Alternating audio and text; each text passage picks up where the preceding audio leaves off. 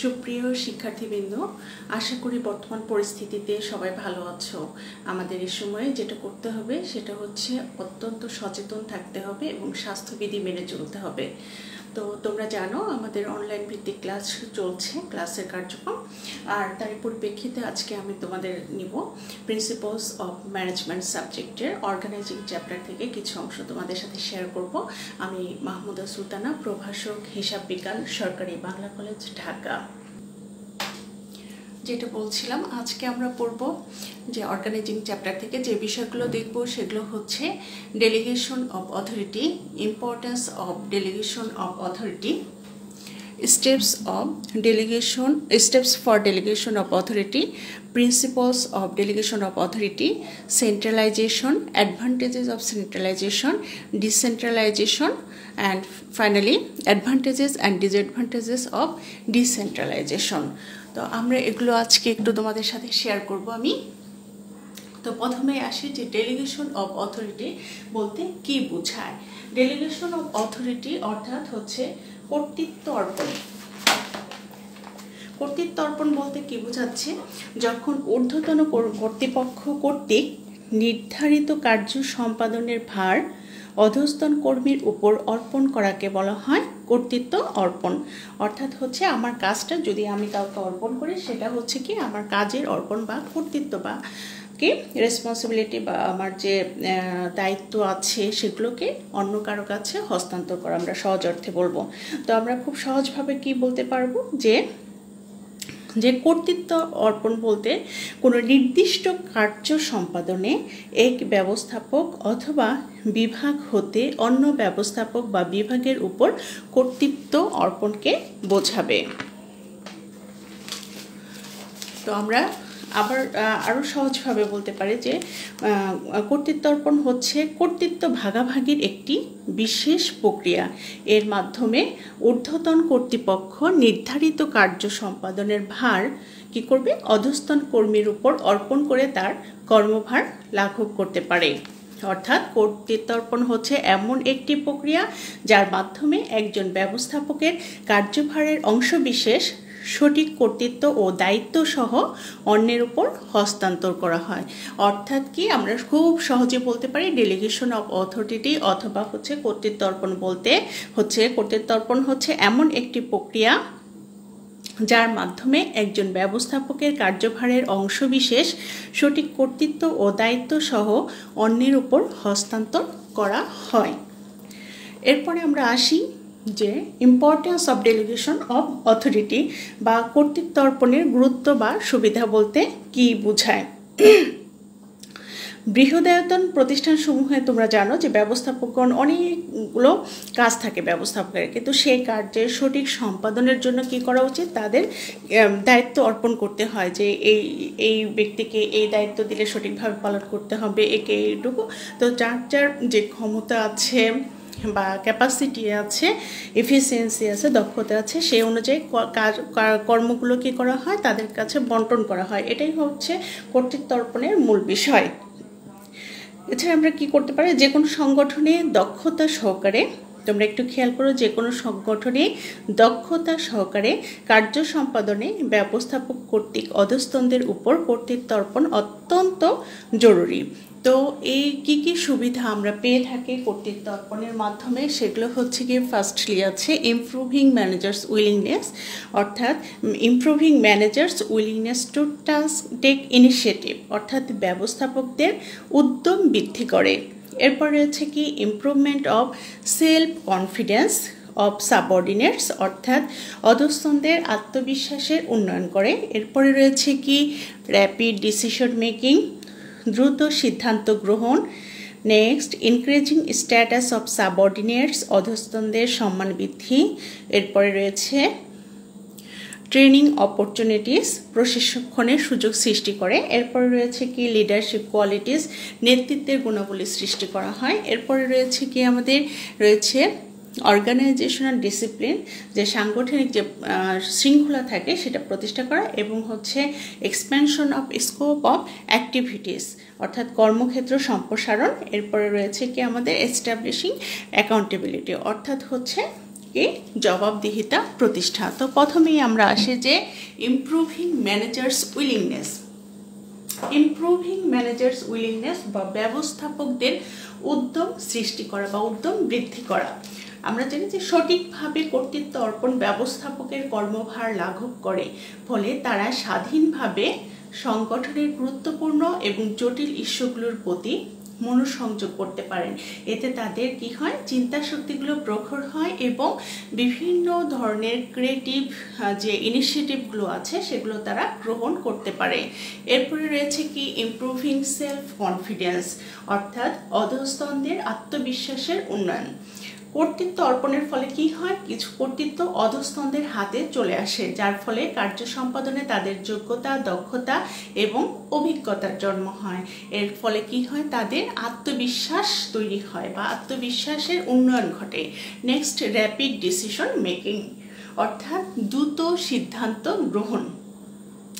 সফল কর্তৃত্ব অর্পণ কি করে, দ্রুত সিদ্ধান্ত গ্রহণের কাজকে ত্বরান্বিত করে। সিদ্ধান্ত গ্রহণের পূর্বে ঊর্ধ্বতন কর্মকর্তা সংগঠনের বিভিন্ন পর্যায়ে অর্পিত কর্তৃত্ব সম্পর্কে খোঁজখবর নিয়ে নির্ভুল সিদ্ধান্ত কিন্তু গ্রহণ করতে পারে, যার ফলে কি হয়, দ্রুত সিদ্ধান্ত গ্রহণ করা সম্ভব হয়। নেক্সট, ইনক্রিজিং স্ট্যাটাস, অর্থাৎ যে অধস্তন রয়েছে তাদের কিন্তু সম্মান বৃদ্ধি পায়। আমরা জানি যে কাজ করলে তার কিন্তু অবশ্যই, সে যদি সফলভাবে বা মনোযোগ দিয়ে কাজটা করে তাহলে কিন্তু তার অবশ্যই সম্মান বৃদ্ধি হবে। কর্তৃত্ব অর্পণের ফলে কি হয়, যে নিম্ন স্তরের যারা নির্বাহী আছে বা কম বেশি কর্তৃত্ব ভোগ করার যে দুর্লভ সুযোগ পায়, তারা যদি তাদের কাজগুলো ভালোভাবে করতে পারে তাহলে কি হয়, তাদের সম্মান বৃদ্ধি হয়। নেক্সট রয়েছে ট্রেনিং অপরচুনিটিস বা প্রশিক্ষণের সুযোগ সৃষ্টি। কর্তৃত্ব অর্পণের ফলে অধস্তনদের কি করা হয়, যখন তাকে সেই দায়িত্বটা, কোনো কিছু দায়িত্ব দেওয়া হবে, তখন সেই ব্যক্তি সেই বিষয়টা বোঝার জন্য কিন্তু তাকে কি করা হয়, ট্রেন আপ করা হয়, অর্থাৎ প্রশিক্ষণ দেওয়া হয়, যার ফলে তার নিজের দক্ষতার উন্নয়ন ঘটে এবং প্রশিক্ষণেরও সৃষ্টি হয়। এরপর রয়েছে কি লিডারশিপ কোয়ালিটিস। আমরা জানি যে অধস্তন কর্মীদের ভিতর নেতৃত্ব দানের যে গুণাবলী রয়েছে তা সৃষ্টির জন্য কিন্তু এই ডেলিগেশন অফ অথরিটি খুব জরুরি বা কর্তৃত্ব অর্পণ খুব জরুরি। কারণ হচ্ছে যখন কাউকে কোনো দায়িত্ব দেওয়া হয়, তখন যদি সে কাজটা করতে যায় তখনই তার মধ্যে এই যে নেতৃত্বের গুণাবলী কিন্তু সৃষ্টি হয়, আমরা জানি। এরপর রয়েছে কি অর্গানাইজেশনাল ডিসিপ্লিন।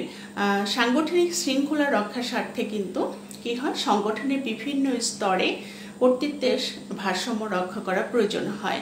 কর্তৃত্ব অর্পণের ফলে একদিকে নির্বাহীর সাথে যেমন অধস্তনদের মানসিক দূরত্ব হ্রাস পায়, অন্যদিকে নির্বাহী অধস্তনদের মধ্যে কর্তৃত্ব, দায়িত্ব ও জবাবদিহিতার সম্পর্ক সৃষ্টি হয়। এর ফলে কি হয়, যে কর্মস্থলে কি হয়, খুব ভালো একটা সম্পর্ক তৈরি হয়, যেমন ঠিক তেমনি শৃঙ্খলাপূর্ণ পরিবেশও তৈরি হয়। এরপরে রয়েছে কি এক্সপেনশন অফ অ্যাক্টিভিটিস, অর্থাৎ হচ্ছে কর্মক্ষেত্র সম্প্রসারণ। মুক্তবাজার প্রতিযোগিতায় আমরা জানি টিকে থাকতে হলে কি করতে হবে, সাংগঠনিক কর্মকাণ্ডে বৈচিত্র্যতা আনতে হবে, নিজেদের অস্তিত্বের স্বার্থে কর্মপরিধি বৃদ্ধি করতে হয়, যার ফলে কাজের পরিধি যত পারবে একজন নির্বাহীর পক্ষে তা পরিচালনা করা ততই দুরূহ হয়ে পড়বে এবং অবশ্যই তখন কি হবে, কর্তৃত্ব অর্পণের প্রয়োজন হবে। এবং কর্তৃত্ব অর্পণের মাধ্যমে আমরা কি করতে পারো, আমাদের যে দায়িত্বগুলো রয়েছে আমরা সেগুলো সঠিকভাবে পালন করতে পারবো এবং আমাদের ব্যবসায়টাকে বর্তমান প্রতিযোগিতামূলক বাজারে টিকিয়ে রাখতে পারবো। এরপরে রয়েছে কি এস্টাবলিশিং অ্যাকাউন্টেবিলিটি, অর্থাৎ জবাবদিহিতা প্রতিষ্ঠা। কর্তৃত্ব অর্পণের মাধ্যমে সংগঠন কাঠামোর সকল স্তরে জবাবদিহিতার বিষয়টি নিশ্চিত করা যায়। প্রত্যেক কর্মী বলতে পারে তাদের কৃতকর্মের জন্য তাদের জবাবদিহিতা কতখানি প্রয়োজন বা কার কাছে জবাবদিহি করতে হবে। এর ফলে কিন্তু আমরা দেখি ভুল বা যেগুলো ইচ্ছাকৃত ভুল রয়েছে সেগুলো কিন্তু অনেকাংশে হ্রাস পায়। তাহলে আমাদের যে ইম্পর্টেন্স অফ ডেলিগেশন অথরিটি, তো এগুলোই ছিল আমাদের importance of delegation of authority. এরপরে আমরা আসি steps for delegation of authority. কি কি স্টেপস রয়েছে এই কর্তৃত্ব অর্পণের, তো সেগুলো আমরা দেখব। ফার্স্টলি কি রয়েছে, ডেলিগেশন এরিয়া বা কর্তৃত্ব অর্পণের ক্ষেত্র নিরূপণ করতে হবে। নেক্সট, রয়েছে ডিটারমাইনিং কি objectives of delegation, determining the objectives of delegation. Next, consistency of delegation, degree of authority, determining responsibility, ensuring accountability. তাহলে যে কর্তৃত্ব অর্পণের যে বিভিন্ন পদক্ষেপ রয়েছে, অর্থাৎ কর্তৃত্ব অর্পণটা আমরা কিভাবে স্টেপ বাই স্টেপ করতে পারি সেটা এইভাবে যে সিদ্ধান্ত গ্রহণের যে অংশীদারিত্ব প্রদানের পাশাপাশি অধীনস্থ কর্মীদের কি করতে হবে, দায়িত্বশীল হিসেবে গড়ে তুলতে হবে, না হলে কিন্তু আমরা সফল হব না। আমরা বলতে এখানে আমাদের যে ব্যবসায় প্রতিষ্ঠানটা রয়েছে সেটা কিন্তু সাফল্য লাভ করতে পারবে না। এজন্য বলা হয়েছে যে আমাদেরকে অবশ্যই কর্তৃত্ব অর্পণের বেশ কিছু পদক্ষেপ মেনে চলতে হবে, অনুসরণ করতে হয়। এগুলো প্রথমে কি আমাদের আছে, determining the area of delegation, কর্তৃত্ব অর্পণের ক্ষেত্র নিরূপণ করতে হবে। কর্তৃত্ব অর্পণের প্রথম পদক্ষেপ হচ্ছে কর্তৃত্ব অর্পণের ক্ষেত্র নিরূপণ করা। প্রতিষ্ঠানের নির্দিষ্ট শাখা বা বিভাগের কার্য সম্পাদনের জন্য কর্তৃত্ব অর্পণ প্রয়োজন হয়, সে জায়গা বা স্থান নির্ধারণ করা কর্তৃত্ব অর্পণ করতে হয়। নেক্সট কি রয়েছে আমাদের, নেক্সট রয়েছে determining the objectives of delegation, অর্থাৎ কর্তৃত্ব অর্পণের উদ্দেশ্য নিরূপণ করা। উদ্দেশ্য নিরূপণ পূর্বক তা অর্জনের জন্য কর্তৃত্ব অর্পণ করতে হয়। উদ্দেশ্য নির্দিষ্ট না হলে কর্তৃত্ব অর্পণ কিন্তু ব্যর্থ হবে। নেক্সট, কনসিস্টেন্সি অফ ডেলিগেটিং অথরিটি, অর্থাৎ কর্তৃত্ব যে অর্পণ করব সেটার যে উদ্দেশ্য নির্ধারণ করব সে তার মধ্যে একটা সামঞ্জস্যতা থাকতে হবে।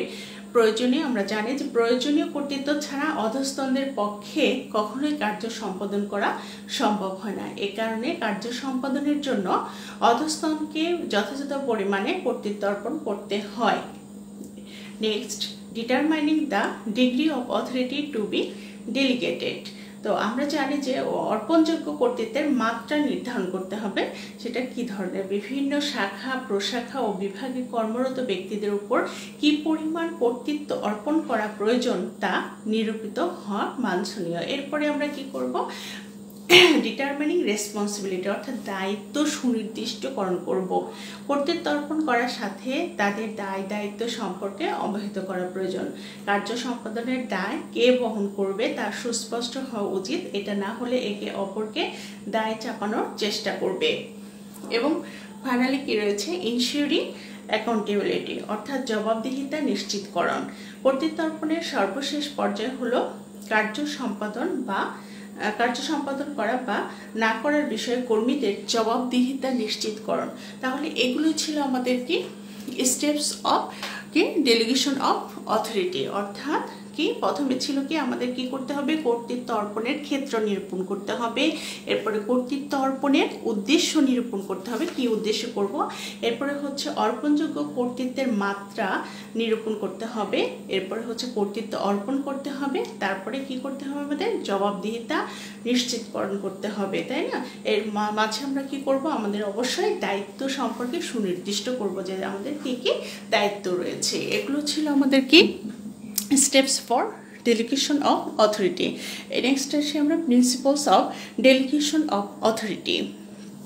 তো এখানে কি বলা হয়েছে যে কর্তৃত্ব অর্পণের নীতিমালা সমূহ, সাংগঠনিক কর্মকাণ্ড দক্ষভাবে সম্পাদনের মাধ্যমে উদ্দেশ্য অর্জন বা ভবিষ্যতের জন্য প্রয়োজনীয় সংখ্যক যোগ্য নির্বাহী সৃষ্টি কর্তৃত্ব অর্পণের মাধ্যমে এরকম বহুবিধ দীর্ঘমেয়াদী সুবিধা নিহিত রয়েছে, যাতে ব্যবস্থাপকের অনুপস্থিতিতে যাতে অধস্তনগণ যারা অধস্তনে কাজকর্ম করেন তারা যেন কি করতে পারে, সঠিকভাবে কার্য সম্পাদন করতে পারে বা দায়িত্ব গ্রহণ করতে পারে।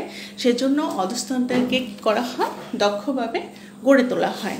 তো আমাদের যে প্রিন্সিপালস বা নীতিমালা সমূহ রয়েছে সেগুলো হচ্ছে defining authority and responsibility, balancing authority and responsibility, determining the task, determining the eligible person, allocating resources, open communication, avoiding dual subordination, scalar chain, objectivity, feedback system.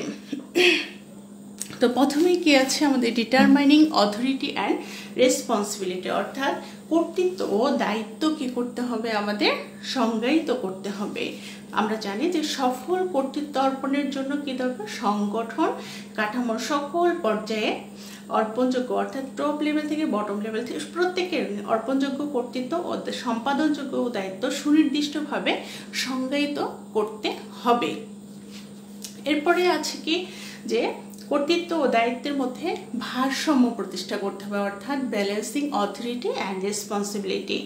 আমরা বলতে পারি যে কর্তৃত্ব অর্পণ প্রক্রিয়ায় কর্তৃত্ব এবং দায়িত্বের মধ্যে গ্রহণযোগ্য মাত্রায় ভারসাম্য প্রতিষ্ঠা করা অবশ্যই জরুরি। একজন কর্মীর উপর যতটুকু কর্তৃত্ব অর্পণ করা হবে সে ঠিক তত মাত্রায় তার কৃতকর্মের জন্য দায়বদ্ধ থাকবে এবং কি কর্তৃত্বের তুলনায় দায়িত্ব কোনোভাবেই কম বেশি হওয়া বাঞ্ছনীয় নয়। এরপর আমরা কি বলতে পারি যে determining the task to be performed of delegation of authority, অর্থাৎ ডিটারমাইনিং দ্য টাস্ক অর্থাৎ সম্পাদনযোগ্য কাজের কর্তৃত্ব অর্পণ স্থিরকরণ।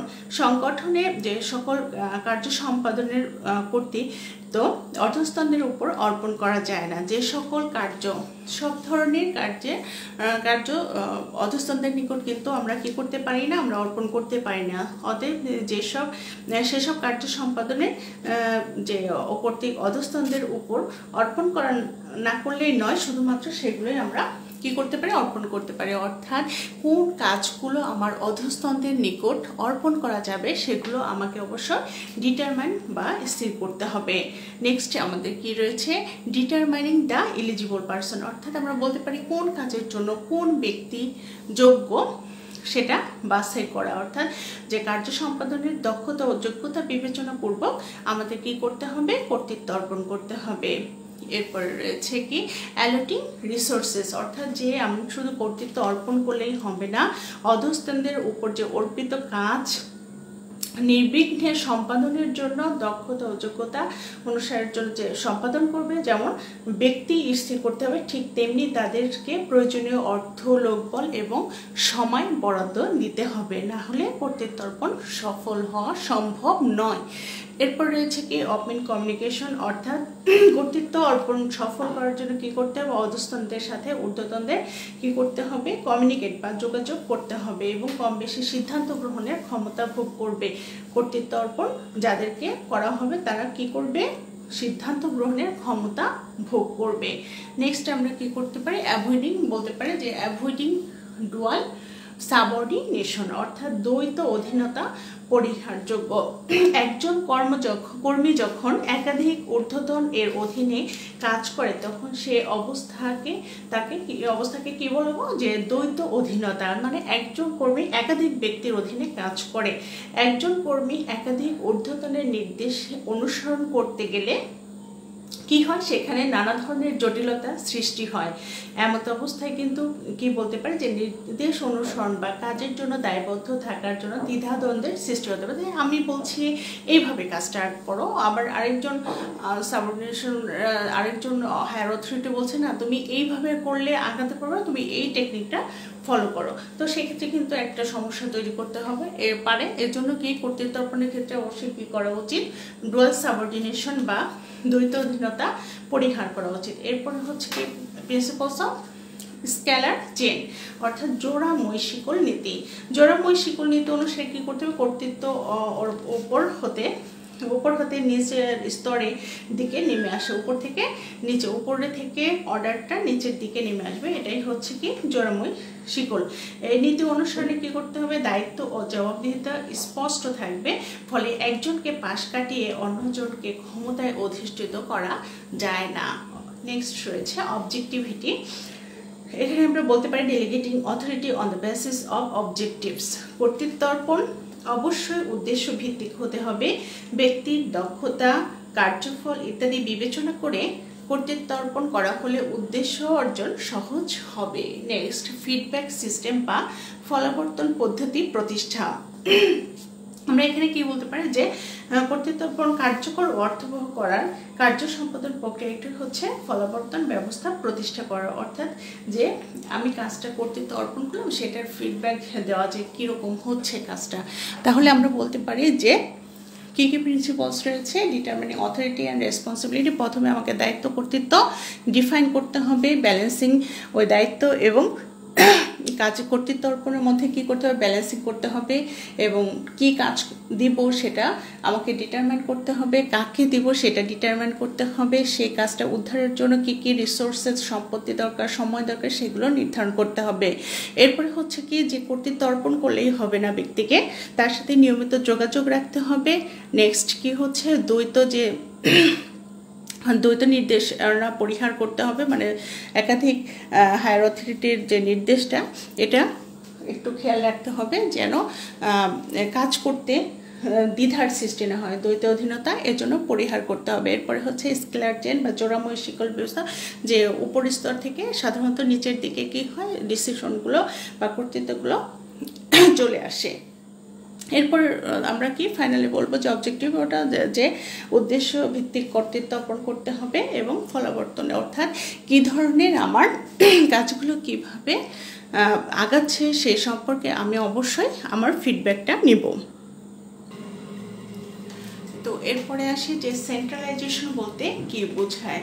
সেন্ট্রালাইজেশন বা কেন্দ্রীয়করণ, সিদ্ধান্ত গ্রহণের যাবতীয় ক্ষমতা যখন সংগঠন কাঠামোর শীর্ষ পর্যায়ের ব্যবস্থাপনার হাতে কেন্দ্রীভূত থাকে, অর্থাৎ যে প্রক্রিয়ায় সংগঠন কাঠামোতে অবহিত শীর্ষ নির্বাহীগণ একচ্ছত্রভাবে সিদ্ধান্ত গ্রহণ সম্পর্কিত যাবতীয় ক্ষমতা ভোগ করে থাকে, তখন তাকে কেন্দ্রীয়করণ বা সেন্ট্রালাইজেশন বলে।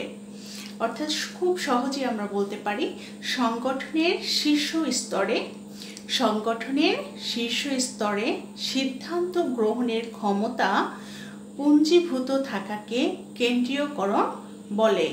অর্থাৎ কেন্দ্রীয়করণ বলতে শীর্ষ ব্যবস্থাপনার সিদ্ধান্ত গ্রহণের কর্তৃত্ব সীমাকে বোঝায়। অর্থাৎ কর্তৃত্ব গ্রহণ যে পদ্ধতিতে শুধুমাত্র শীর্ষ ব্যবস্থাপনার হাতেই থাকে, সেই অবস্থাকে বা সেই প্রক্রিয়াটা কি বলা হয়? সেন্ট্রালাইজেশন বা কেন্দ্রীয়করণ।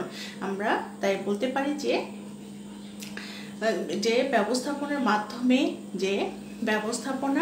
মাধ্যমে যাবতীয় ক্ষমতা বা সিদ্ধান্ত গ্রহণের ক্ষমতা শীর্ষ স্তরের কাছে কেন্দ্রীভূত থাকে, সেই ব্যবস্থাপককে কি বলা হয়? কেন্দ্রীয়করণ বা সেন্ট্রালাইজেশন। এরপরে আসি যে সেন্ট্রালাইজেশন, অ্যাডভান্টেজেস অফ সেন্ট্রালাইজেশন। তো এখানে কি রয়েছে? Privacy, decision making, maintaining order, easy coordination, supervision, economy, following emergencies control.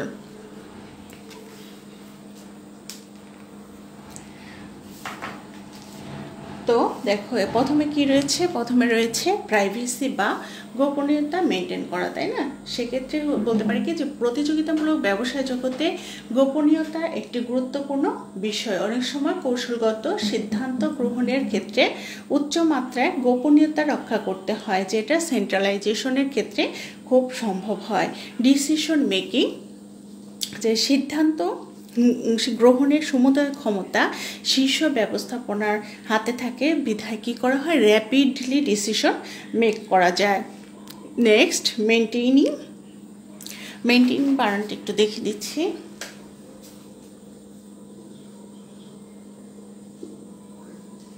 মেনটেইনিং order হচ্ছে শৃঙ্খলা রক্ষা। তো প্রাতিষ্ঠানিক শৃঙ্খলা রক্ষায় কেন্দ্রীয়করণ কার্যকর ভূমিকা পালন করে থাকে। কেন্দ্রীয়করণ প্রক্রিয়ায় কার্য বিভাজন, দায়িত্ব বন্টন, জবাবদিহিতা নিশ্চিতকরণ সহ সমুদয় বিষয়ে সার্বিক ক্ষমতা ঊর্ধ্বতন নির্বাহীর হাতে থাকে, বিধায় সকল ক্ষেত্রে কিন্তু সাংগঠনিক যে শৃঙ্খলা সেটা মেনটেন করা হয়। নেক্সট হচ্ছে কি ইজি কোঅর্ডিনেশন, অর্থাৎ সহজ সমন্বয়, যে কেন্দ্রীভূত প্রশাসনিক বিন্যাসে একই নীতিমালার অধীনে প্রাতিষ্ঠানিক বিভিন্ন বিভাগের কর্মকাণ্ড পরিচালিত হয় বিধায় বিভিন্ন যে একটি নির্দিষ্ট বিভিন্ন উৎস থেকে না হয়ে একটি নির্দিষ্ট উৎস থেকে সকল ধরনের আদেশ নির্দেশ জারি করা হয়, যার ফলে সমন্বয় সহজ হয়। এরপর রয়েছে কি সুপারভিশন। যেহেতু যাবতীয় দায়িত্ব বা সিদ্ধান্ত গ্রহণ ক্ষমতা উচ্চ পর্যায়ের ব্যবস্থাপনার হাতে থাকে, তো সেক্ষেত্রে তারা খুব সহজেই সুপারভাইজ করতে পারে বা তত্ত্বাবধান করতে পারে। এরপরে হয়েছে কি মিতব্যয়িতা অর্জন বা সেভিং ইকোনমি। সেক্ষেত্রে কেন্দ্রীয়ভূত ব্যবস্থাপনার ফলে কি করতে পারে, অধিক নির্বাহী প্রয়োজন হয় না, অল্প কয়েকজন নির্বাহী কি করতে পারে যে সকল কাজে দেখাশোনা করতে পারে, যে এজন্য হচ্ছে মিতব্যয়িতা অর্জন করা সম্ভব হয়। জরুরি পরিস্থিতি মোকাবেলা, অনেক সময় হঠাৎ করে বিশেষ কোনো পরিস্থিতির সৃষ্টি হতে পারে। এই উদ্ভূত পরিস্থিতিতে নির্বাহীগণ খুব দ্রুততার সাথে মোকাবেলা না করতে পারলে প্রতিষ্ঠানে বিভিন্ন ধরনের ক্ষতি হতে পারে, যেটা খুব সহজেই করা সম্ভব। এরপরে হচ্ছে কি কন্ট্রোলিং। যেহেতু কেন্দ্রীকরণ প্রক্রিয়ায় প্রতিষ্ঠানের বিভিন্ন বিভাগে কর্মরত কর্মীদের কার্যক্রম নিয়ন্ত্রণের ক্ষেত্রে একই ধরনের কৌশল ব্যবহার করা হয়, তাই নিয়ন্ত্রণ খুব সহজেই সম্ভব। নেক্সট আসি আমরা যে অ্যাডভান্টেজেস অফ ডিসেন্ট্রালাইজেশন, অর্থাৎ আমরা এখন দেখব যে ডিসেন্ট্রালাইজেশন বলতে কি বুঝে বা বিকেন্দ্রীকরণ। আমরা এতক্ষণ দেখলাম যে কেন্দ্রীয়করণ, যখন ক্ষমতাটা কি থাকে উচ্চ স্তরের ব্যবস্থাপনার হাতে থাকে, তখন আমরা কি বলবো, তাকে কেন্দ্রীয়করণ। এখন হচ্ছে বিকেন্দ্রীকরণ বা ডিসেন্ট্রালাইজেশন বলতে কি বোঝায়, সিদ্ধান্ত গ্রহণ ক্ষমতা সংগঠনের উচ্চ স্তরে সীমাবদ্ধ না রেখে নিম্ন স্তরে করার প্রক্রিয়াকে বলা হয় বিকেন্দ্রীকরণ। অর্থাৎ বিকেন্দ্রীকরণ একটি প্রণোদনামূলক প্রক্রিয়া, এর মাধ্যমে সংগঠনের সকল স্তরে সিদ্ধান্ত গ্রহণের ক্ষমতা ছড়িয়ে দেওয়া হয়।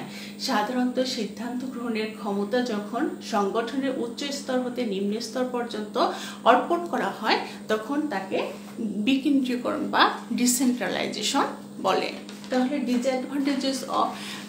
অ্যাডভান্টেজেস অফ ডিসেন্ট্রালাইজেশনের মধ্যে আমরা কি পাই, অর্থাৎ বিকেন্দ্রীকরণ করলে কি কি সুবিধা পেতে পারি। একটা হচ্ছে কি democratic leadership, group efforts, reducing workload, encouraging morality, new leadership, effective division of work, effective control, local problem solving.